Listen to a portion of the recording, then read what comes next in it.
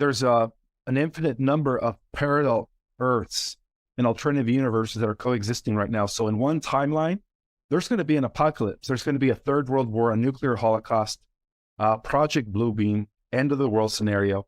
And the people that are vibrating in fear are the ones that are going to reap that. And then on another positive timeline, or the opposite polar of that, is the EBS, the takedown of the cabal, the revelation of the truth of what's been going on, bringing the power back to the people, revealing extraterrestrials, advanced technologies, free energy, all that restored back to the earth, med beds, everything like that. And then there's everything in between. So this is what I call the bifurcation of timelines. So depending on people's vibrations, they're either going to end up in one or the other. And there's no turning back. So for those that are feeding the fear mongering, unfortunately for you, because you are keeping your vibration low, you're losing the hope and faith, you are going to end up in the negative timeline, because things are going to be getting crazy as things boil up to one final climax.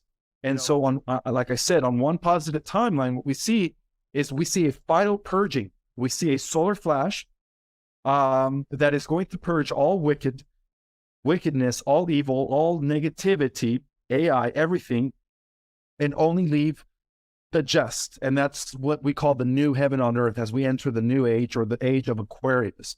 And then again, the negative timeline is going to be apocalyptic. But the rate of your vibration will determine in which one you end up with. I'm sorry. So yeah, this is like, we still have I think a month left before the bifurcation of time. I've always believed that the bifurcation of time was going to take place sometime before the summer, sometime in spring. The best way to help those people that are kind of in limbo, in between, fluctuating, like you said, my friend, is to remind them that their rate of vibration, their state of their emotional state of being, and where they choose to focus their attention will ultimately determine in which earth they end up in.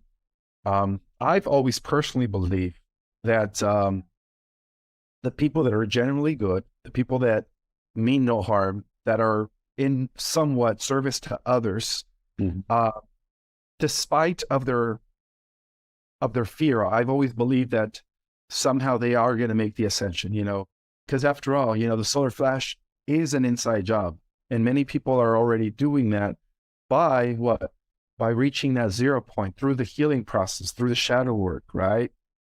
0 point, no more polarity. Because enough people are doing that, they are collapsing the duality within themselves and reaching 0 point where there is no duality, there is no good or bad. They're making it manifest for everyone else, and then that's what's going to trigger the external flash. So we have to do the inner work in order for us to trigger the outer. Yeah. Absolutely. Yeah. So there is no external savior, guys. We all have, we are the saviors.